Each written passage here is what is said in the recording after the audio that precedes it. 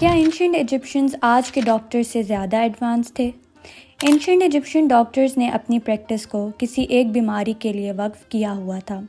قدیم مصری اپنے طبیبوں کی بے حد عزت کیا کرتے تھے۔ اگر 2700 قبل مسیح کے عظیم طبیب امہوٹپ پر غور کریں تو اسے گاڈ آف میڈیسن قرار دیا گیا۔ اس کا ذکر ہم آگے بھی کریں گے۔ ایجپشن میڈیکل پریکٹس سائنسی طریقہ کار اور طبی اسکولوں کے نظام پر مبنی تھی۔ اس نظام کے تحت انسانی تاریخ میں اپنی نوعیت کی طب کی پہلی درسگاہ فرسٹ ڈائنیسٹی میں شروع ہوئی۔ اس کے بعد دوسرے مشہور اسکولز جیسے کہ ایباڈوس اور سیاس کا ذکر بھی ملتا ہے جو لیٹ پیریڈ میں بنے۔ ڈاکٹروں نے اپنا پیشہ اور تعلیم ہاؤس آف لائف کہلانے والے اسکولز میں شروع کیا۔ وہ اپنا علاج پہلے کے مشہور طبیبوں کے لکھے ہوئے قانون کے مطابق کیا کرتے تھے۔ طبیبوں کی قسم حیران کن تھیں۔ پادری طبیبوں کے علاوہ جادوگر اور سیکولر طبیب بھی تھے۔ قابل ذکر شخصیات میں امہوٹپ بھی شامل ہے، جس نے نہ صرف فرعون دزور کے لیے ایک چیف آرکیٹیکٹ کے طور پر خدمات انجام دیں بلکہ ایک شفا یابی کے طور پہ بھی بے پناہ شہرت حاصل کی، اور اس کے بعد انہیں گاڈ آف میڈیسن کے طور پہ بھی جانا گیا۔ اس نے اپینڈیسائٹس، گاؤٹ اور ایتھرائٹس جیسی بیماریوں کا علاج بھی کیا۔ سوال یہ ہے کہ ان پریکٹیشنرز نے اپنا علم کہاں سے حاصل کیا؟ مندروں سے منسلک ہاؤس آف لائٹس یعنی لائبریریوں اور اسکولوں تعلیمی مراکز کے طور پر کام کیا کرتے تھے۔ مصریوں کو انسانی جسم کا تصور بھی تھا۔ انہوں نے ہیومن باڈی کو ایک دوسرے سے جڑنے والے چینلز کے نیٹ ورک کے طور پر دیکھا، جو کہ دریائے نیل کی شاخوں اور اپنے ملک کی مصنوعی نہروں سے مشابہ رکھتے ہیں، اور جس میں دل انسانی جسم کا سینٹر ہے۔ مصریوں نے اپنی طبی تحریروں کو پائپرس کے صفحوں پر لکھا ہوا تھا۔ یہ قدیم تحریریں جو پائپرس پر ہیراٹک رسم الخط کا استعمال کرتے ہوئے تیار کی گئیں، انہیں ایبرز پائپرس کے نام سے بھی جانا جاتا ہے۔ 110 فٹ سے زیادہ لمبائی میں پھیلے ہوئے ان پائپرس میں مختلف طبی حالات، علاج اور نسخے کی تفصیلات موجود ہیں۔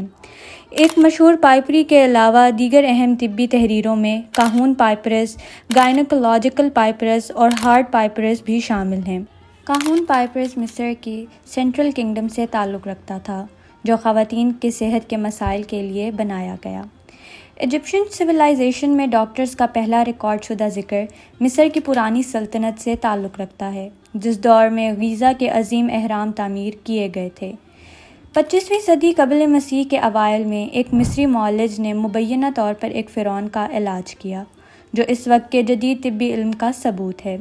مزید برآں امہوٹپ ایک عام آدمی جو ایک معمر پادری اور سیاسی مشیر کے طور پہ بھی نمایاں ہوا۔ مصری تقریباً ہر بیماری کے ماہر تھے۔ اسپین کی یونیورسٹی آف سینٹیاگو ڈی کمپوسٹیلا کے ماہر امراضیات کے ماہر ایڈگارڈ کیمروس کے مطابق قدیم مصر کے پاس سب سے زیادہ جدید دوا موجود تھی جو اس کے دور میں موجود تھی، یہاں تک کہ تازہ ترین دریافت کسی بادشاہ کی نہیں بلکہ ایک معزز طبیب کی ہے جس نے اہرام کے دور میں شاہی خاندان کی خدمت کی۔ شمشکاف کا مقبرہ، جو 2400 قبل مسیح کا دریافت کیا گیا ہے، اس نامور ڈاکٹر نے اولڈ کنگڈم کے دوران 5ویں خاندان کے فرعونوں کی خدمت کی تھی۔ قدیم مصری علاج کے لیے جڑی بوٹیوں، معدنیات اور جانوروں کی مصنوعات کا استعمال کیا کرتے تھے۔ مندر شفا یابی کے مراکز کے طور پر کام کرتے تھے، جن کو ہاسپٹل بھی کہا جا سکتا تھا۔ جانوروں سے حاصل ہونے والے مادے جیسے چکنائی اور جانوروں کے مختلف اعضاء کو استعمال کیا گیا، جن میں سے ہر ایک کو مخصوص دوائیاں بنانے کے لیے استعمال کیا جاتا تھا۔ مصری فارماکوپیا میں پودے مرکزی حیثیت رکھتے تھے۔ سونف، دھنیا اور لہسن جیسی انواع جو ہاضمہ کی خرابی سے لے کر جلد کی حالتوں تک کی بیماریوں کے علاج کے لیے جانی جاتی تھیں۔ یہ مصری تحریروں اور میڈیکل پائپرس میں ڈاکٹروں کو دکھایا گیا ہے کہ وہ اسکالپل، فوربس اور کینچی جیسے اوزار استعمال کرتے ہوئے، جن میں سے اکثر آج بھی استعمال کیے جاتے ہیں۔ یہ نمونے بتاتے ہیں کہ مصریوں نے کئی طرح کی سرجری کی ہیں۔ ان کے جدید طبی طریقوں کے باوجود کینسر بڑی حد تک ناقابل علاج رہا۔ مثال کے طور پہ ایڈون اسمتھ پائپرس چھاتی کے کینسر کے ایک ایسے معاملے کو بیان کرتا ہے جو ناقابل علاج سمجھا جاتا ہے۔ قدیم مصریوں نے آرتھوپیڈکس اور دندان سازی میں بھی مہارت حاصل کی۔ زبانی صحت کے انتظام میں مصریوں نے انڈوں کے چھلکوں، نیٹرون اور پیومس جیسے اجزاء کا استعمال کرتے ہوئے ٹوتھ پیسٹ تیار کی، اور دانتوں کی صفائی کرنے والی ٹہنیوں اور ماؤتھ واش کا استعمال بھی کیا۔